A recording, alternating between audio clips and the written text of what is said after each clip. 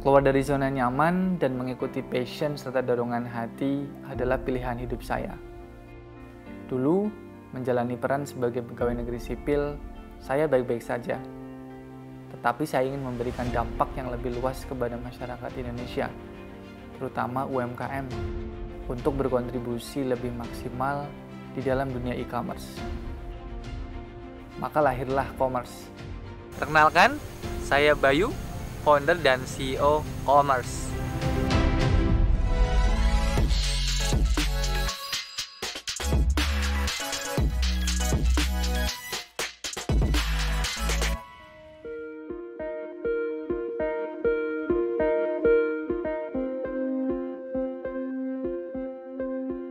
Jadi Commerce sederhananya itu kita adalah perusahaan di bidang teknologi dan ingin membantu UMKM di seluruh Indonesia.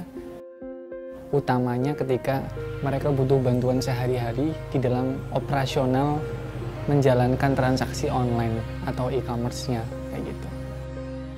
Ketika UMKM mau masuk ke dunia digital, mau transaksi online, mau jual beli online, pasti dia akan menemukan sebuah hambatan.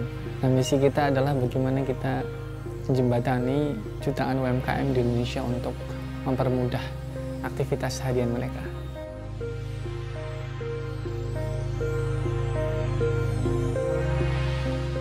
Untuk mencapai goal tadi, kita sementara ini sudah menyediakan servis atau jasa di dalam 3 hal.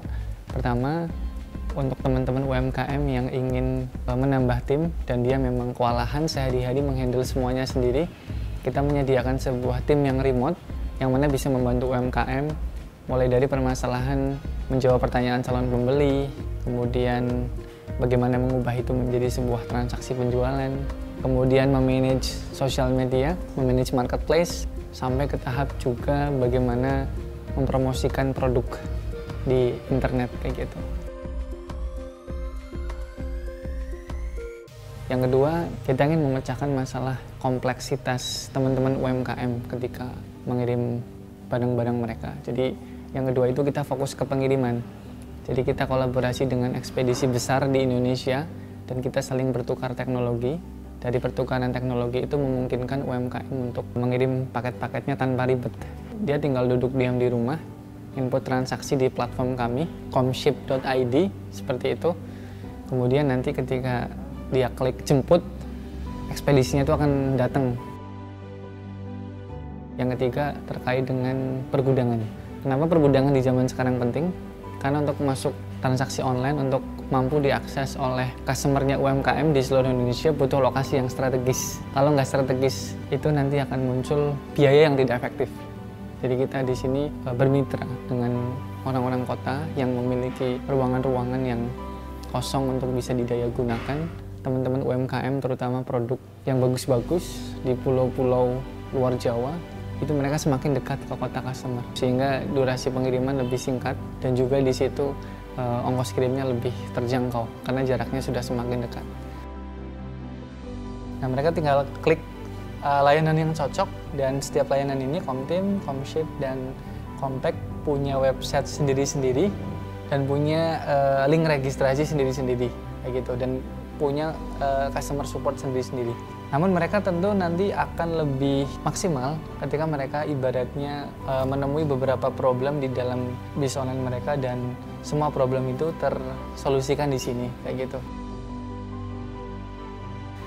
Jadi itu fokus kita di 3 area itu. Kita support untuk timnya UMKM namanya Comtim, kita support untuk manajemen pengiriman ya, dan namanya Comship, dan juga pergudangan ada namanya Compact kayak gitu. Mereka bisa akses semuanya melalui website yang kami develop. Nah, dengan kehadiran kami, terutama setelah kita mendevelop produk berbasis teknologi itu kayak gitu ya, dari sisi UMKM itu kayak kompleksitas atau problem-problem keseharian mereka itu sedikit mulai terpecahkan di satu tempat kayak gitu, yaitu di Commerce. Nah, harapannya kita ke depan juga semakin banyak UMKM yang merasakan seperti itu kayak gitu. Semua aspek kehidupan untuk menjalankan transaksi online itu pelan-pelan semuanya itu bisa dikerjakan tanpa sebuah kompleksitas. semua aktivitas itu bisa dikerjakan di satu tempat kayak gitu. Tidak harus menggunakan banyak aplikasi dan banyak pihak ketiga kayak gitu.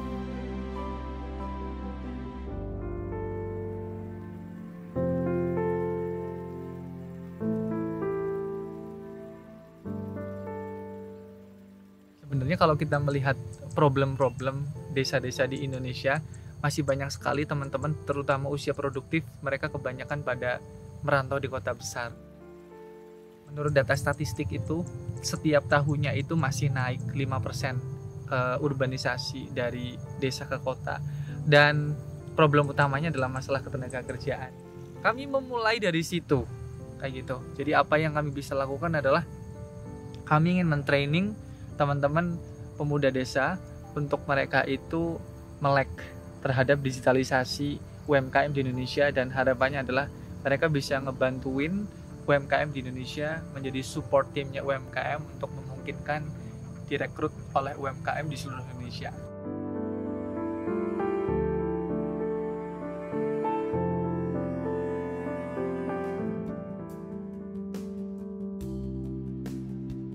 Kalau menurut saya pribadi ya, Commerce itu merupakan company yang bisa dibilang kayak simbiosis mutualisme atau saling menguntungkan ya. Karena kan Commerce di sini itu menyediakan talent berupa customer service sama advertiser. Nanti dari partner yang gabung sama Commerce itu akan dikasih pelatihan sama disediakan itu tadi customer dan advertiser. Sedangkan untuk saya, maksudnya pemuda-pemuda di sini itu dikasih lowongan pekerjaan begitu.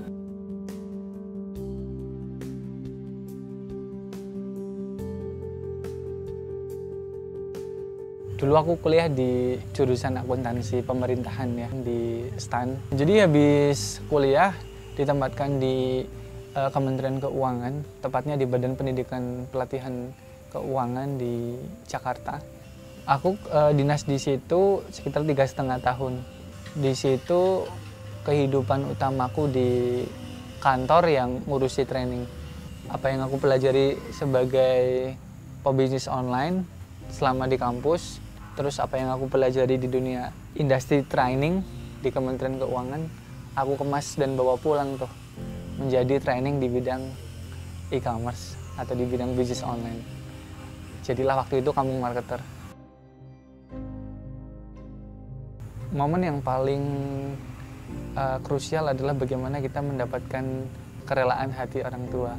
Ya sebenarnya tidak serta-merta langsung bilang, akan tapi yang aku lakuin adalah setiap weekend aku pulang, kayak gitu.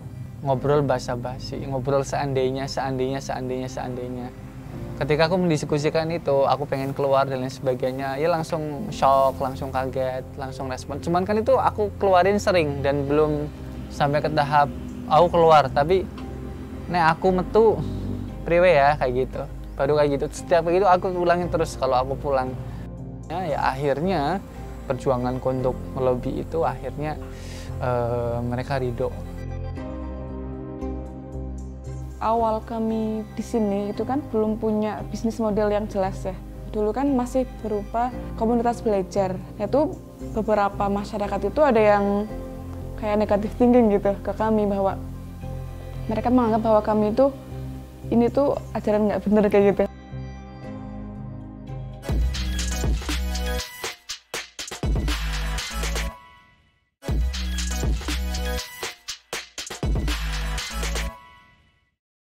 Pembuktian yang terus-menerus, hanya itu modal saya untuk memperoleh kepercayaan dari orang-orang terdekat. Tidak mudah dan butuh waktu. Tetapi saya buktikan, menunjukkan bahwa saya sudah cukup dewasa untuk mengambil keputusan yang berisiko.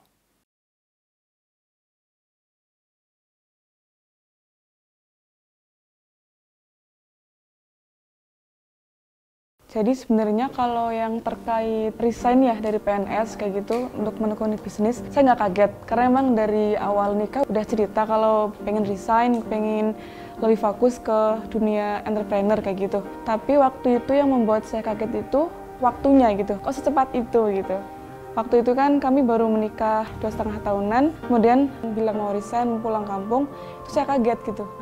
Ini beneran kayak gitu. Terus Dia bilang kayak gini, kalau aku nggak resign sekarang, kalau aku nggak pulang kampung sekarang, nanti aku keburu tua gitu, keburu tua dan belum bisa ngasih manfaat apa-apa ke orang lain di kampung kayak gitu. Semenjak anak-anak itu, emang anak itu pendiam. Tapi kalau berbicara di depan itu memang tidak malu-malu. Kuliah itu sudah bilang apa ibu dan bapak ingin anaknya menjadi pegawai begitu. Dan saya itu jawab, siapa yang tidak ingin karena anaknya menjadi pegawai. Ternyata sudah selesai itu PNS cuma 2 tahun ya. Itu pikirannya sudah netap ingin keluar. Saya cuma mengizinkan.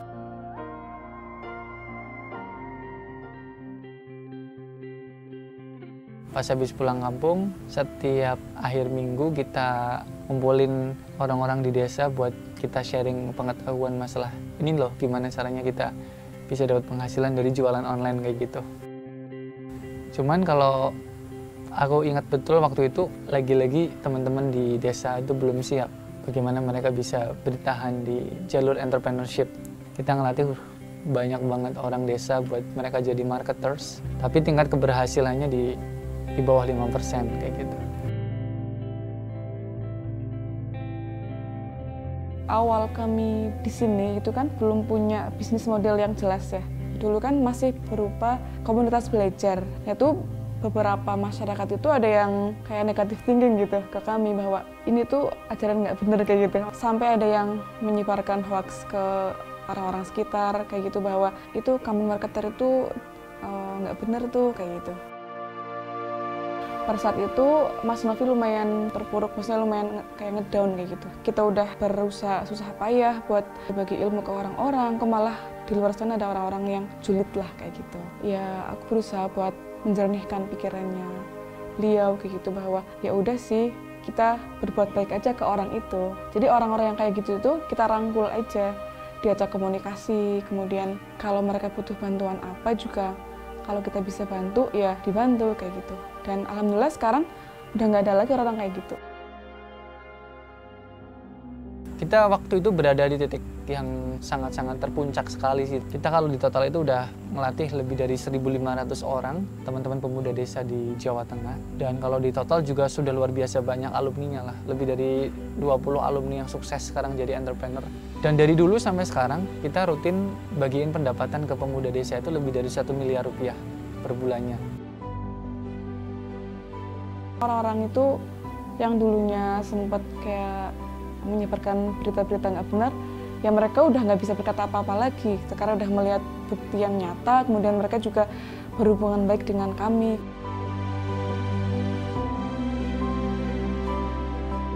Sebenarnya kita dicambuk oleh COVID itu kan 2019, itu luar biasa sih. Penurunan tajamnya dimulainya dari situ kayak gitu. Kita tidak bisa beradaptasi dengan ekosistem pekerjaan seperti di kota. Di kota ataupun orang-orang kota yang mungkin biasa kerja kantoran, mereka udah biasa WFH ya. Tapi kita di anak-anak desa, itu agak susah untuk kita kerja dari rumah kayak gitu. Nah waktu awal COVID itu nggak boleh kan yang namanya berkumpul di satu tempat itu. Mereka harus kerja di rumah masing-masing. Tahu sendiri teman-teman keadaan desa, di rumah tidak ada sinyal. Hal-hal itu sangat-sangat memukul telak kami waktu itu. Dan walaupun waktu COVID itu melonggar, kita agak kesusahan tuh untuk naik lagi kayak gitu.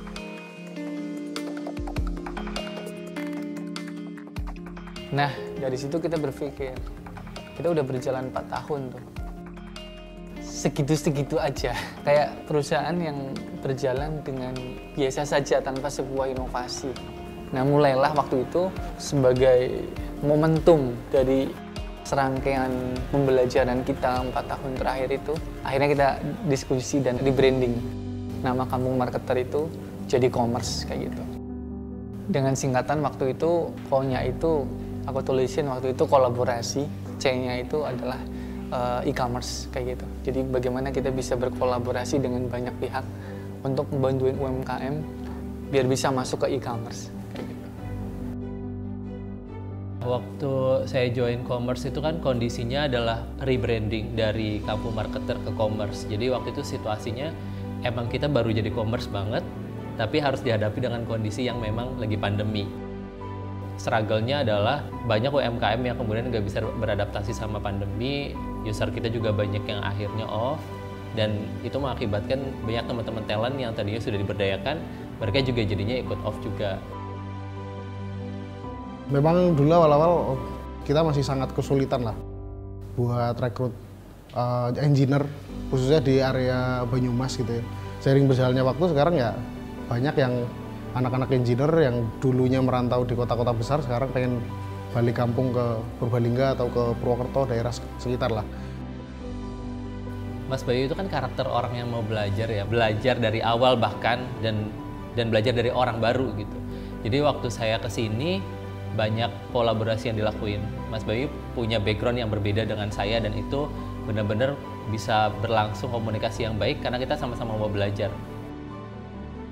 Jadi tantangan kalau dari sisi internal itu lebih kepada membangun dan mengakselerasi tim agar ready sih dan mampu beradaptasi untuk bagaimana kita secara cepat dan secara tepat bisa merilis sebuah produk yang memang disukai oleh customer kayak gitu.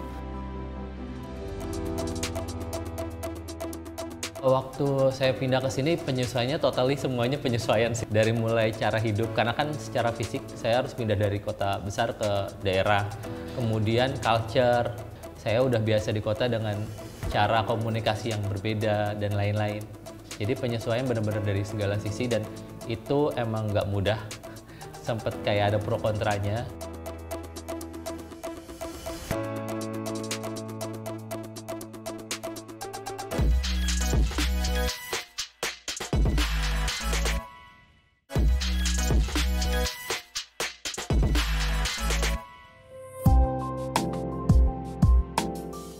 Kita tertariknya karena di Telkom itu tentu support sistemnya banyak. Telkom punya Indigo Hub dan Indigo Space di beberapa kota. Kita bisa berkolaborasi mereka untuk lebih dekat terhadap UMKM. Tapi Telkom juga punya beberapa produk digital yang kita sebenarnya bisa kemas dan bisa collabs dengan Telkom untuk masuk ke segmen UMKM untuk nawarin produk kita kayak gitu. Nah kemudian sisi lain yang memang kami rasakan ya tentu resourcesnya Telkom. Telkom banyak sekali punya resources dan kita udah sangat sering berkolaborasi dengan Indigo Hub dan Space yang mereka punya. Kita juga sangat memungkinkan sekali untuk ngantor di Jakarta di Telkom Tower karena mereka juga punya portofolio atau punya jejaring founders perusahaan yang lain yang sudah berhasil.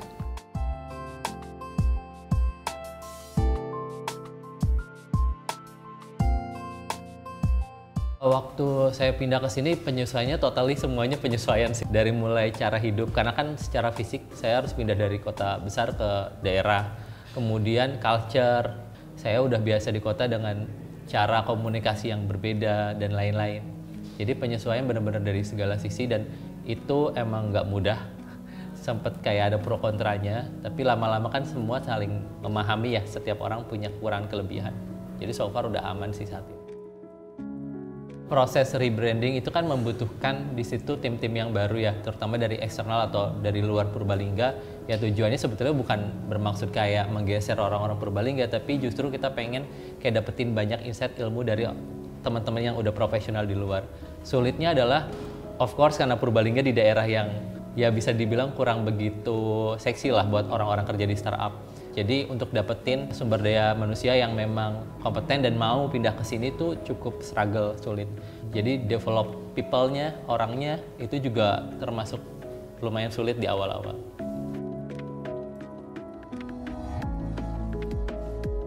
Aku inget banget dulu pas aku ngepoin commerce tuh sekilas langsung ketemu kalau commerce tuh fokus di ranah UMKM lah.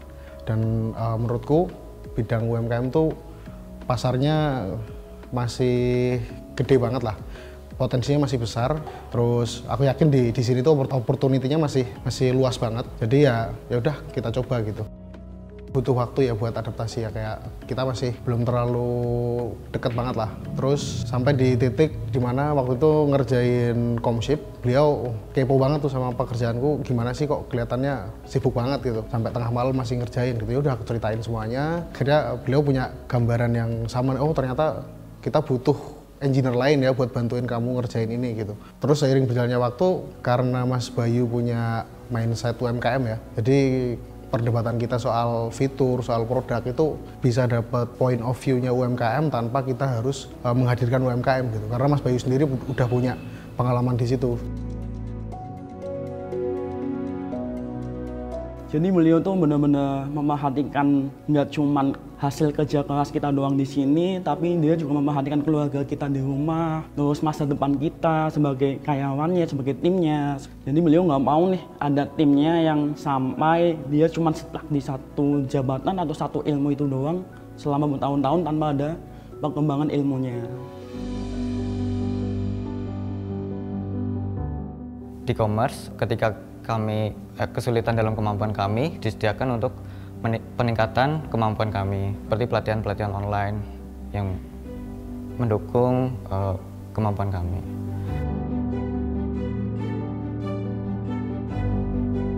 Untuk Pak Bayunya sendiri memiliki problem solving yang bagus, jadi ketika ada masalah di sekitar kami, beliau mendengar pendapat kami terlebih dahulu, baru memutuskan untuk kedepannya mau seperti apa.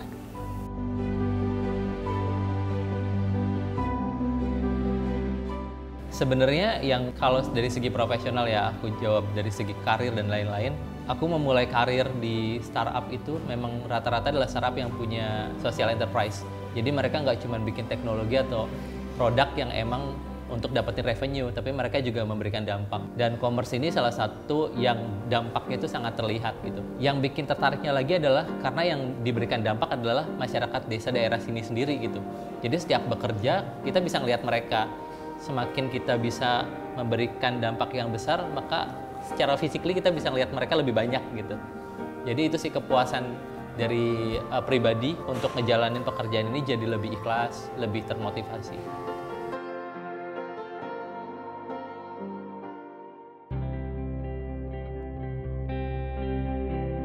Untuk Commerce sih ke depan aku udah punya beberapa rencana ya. Salah satunya buat narik minat engineer yang dari luar kota. Aku pengen kita bisa WFA gitu. WFA kayak work from anywhere, jadi mereka nggak harus stay di sini kapanpun, yang penting orientasinya hasil gitu. Sekarang pemuda desa yang aktif yang sedang direkrut oleh teman-teman UMKM ada sekitar 500 pemuda desa, dan kita nggak menyerah sampai di situ kayak gitu, karena perjalanan kami akui masih sangat panjang. Di Indonesia ada 80 juta UMKM, dan UMKM yang sudah terdigitalisasi dengan baik, bagaimana mereka memanfaatkan teknologi ya untuk transaksi bisnis mereka ya paling 15-20%. Kami ingin hadir sih dan bisa melayani dan membantu jutaan UMKM itu dari segala aspek kehidupan sehari-hari, terutama aktivitas operasional e-commerce mereka. Dan kita bercita-cita bisa ngebantuin ataupun melayani jutaan UMKM di Indonesia. Sehingga semudah ketika UMKM itu datang dan dia mengeluh, dia mau terjun ke bisnis online, kita bisa mampu menjawab segala keluh kesah itu dengan semua solusi itu ada di Commerce kayak gitu. Mimpi saya dulu sederhana, ingin menciptakan lapangan kerja bagi pemuda desa di bidang teknologi. Tetap setia dengan mimpi dan pilihan hidup, beserta risiko yang dihadapi adalah keyakinan saya dalam melahirkan, membesarkan Commerce. Kelak, hasilnya tidak akan mengkhianati usaha yang kami kerahkan, seiring dengan mimpi yang lebih besar yang juga telah lahir. Semoga Commerce bisa bermanfaat untuk jutaan UMKM di Indonesia di bidang teknologi. Bisa.